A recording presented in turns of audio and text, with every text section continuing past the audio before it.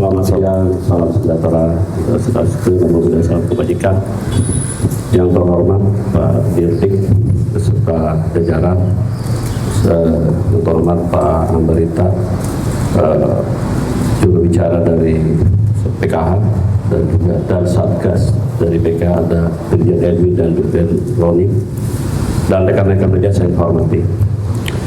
Pada kesempatan siang ini ingin kami sampaikan bahwa tim penyidik Gunung Tundar bekerjasama dengan tim dari Satgas PKH telah melakukan penyidikan dalam perkara dugaan tindak pidana korupsi tata kelola pertambangan mineral non-logam yang dilakukan oleh PT PMM periode 2018-2019.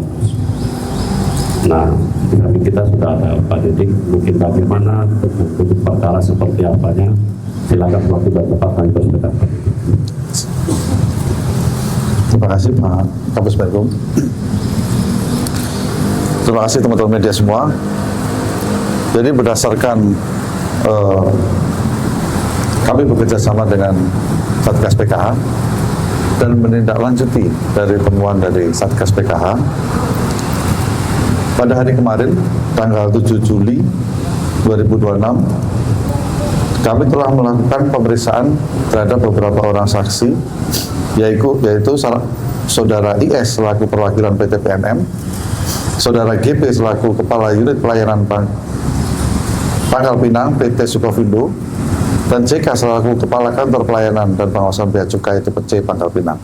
Bahwa setelah melalui serangkaian pemeriksaan tersebut, ya, tim penyidik menetapkan 3 orang tersangka, yaitu Saudara IS selaku perwakilan PT PMM, Saudara GP selaku Kepala Unit Pelayanan Pangkal Pinang PT Sukovindo, dan Saudara CK selaku Kepala Kantor Pelayanan dan Pengawasan Bea Cukai tipe C Pangkal Pinang dalam perkara dugaan tindak pidana korupsi dalam tata kelola pertambangan mineral bukan logam yang dilakukan oleh PT PMM. Ya.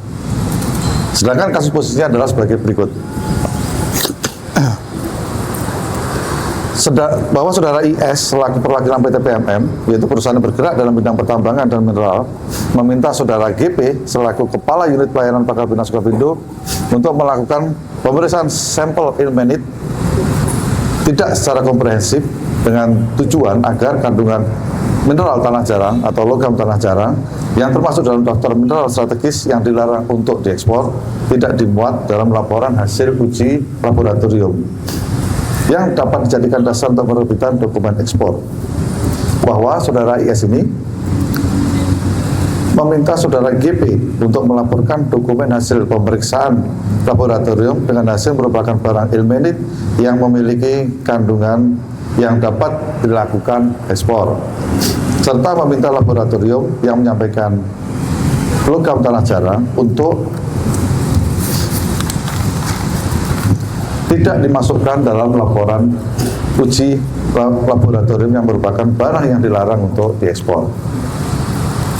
Sedangkan tersangka GP selaku Kepala Unit Pelayanan Pangkal Pinang PT Sukovindo secara melawan hukum melaksanakan permintaan Saudara IS tersebut untuk melakukan pemeriksaan sampel ilmenit tidak secara komprehensif dengan tujuan agar kandungan mineral tanah jarang atau logam tanah jarang yang termasuk dalam daftar mineral strategis yang dilarang untuk diekspor tidak dimuat dalam laporan hasil uji laboratorium sehingga dijadikan dasar untuk penerbitan dokumen ekspor.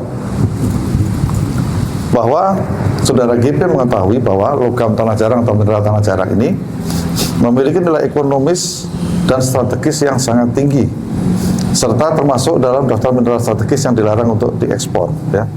Namun untuk memenuhi permintaan Saudara IS, maka Saudara GP secara melawan hukum tidak melakukan pengujian sampel yang dikirimkan Saudara IS tersebut secara komprehensif, yaitu hanya terdapat bagian atas jumbo bag dengan tujuan agar kandungan logam tanah jarang atau mineral tanah jarang yang dilarang untuk diekspor tidak dimuat dalam laporan hasil uji laboratorium.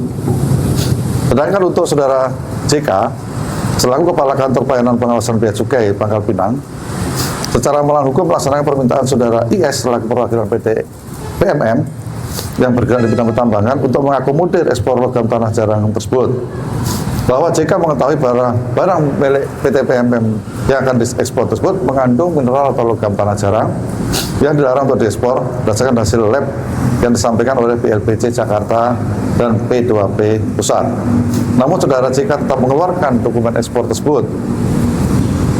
Bahwa akibat perbuatan saudara GP yang mengakomodir permintaan BIS untuk tidak melakukan pengujian sampel secara komprehensif itu, dan perbuatan saudara JK yang menyalahgunakan kewenangan dengan tidak menyampaikan hasil analisa adanya mineral tanah jarang atau logam tanah jarang atas permintaan saudara IS, sehingga PT PMM secara ilegal dapat melakukan ekspor tanah yang mengandung logam tanah jarang sebanyak 390, kurang lebih 390 ton. Bahwa untuk saat ini kerugian keuangan negara dan perekonomian negara sedang kami hitung bersama dengan auditor dari BPKP.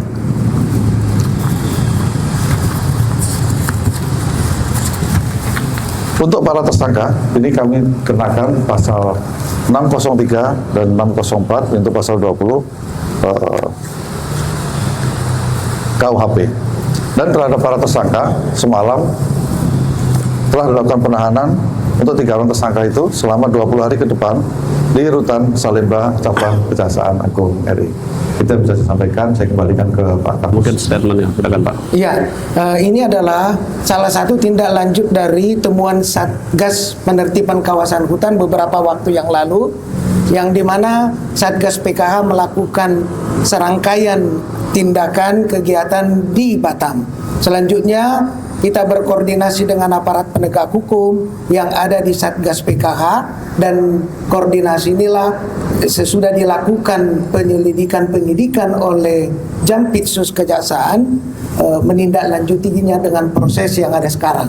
Jadi sekali lagi ini adalah hasil koordinasi dan hasil temuan Satgas beberapa waktu yang lalu, dan kami yakin teman-teman wartawan juga sudah mengikutinya, baik doorstop maupun konvers Satgas beberapa waktu yang lalu yang menengarai adanya dugaan-dugaan tindak pidana di sektor pertambangan dan mineral ini.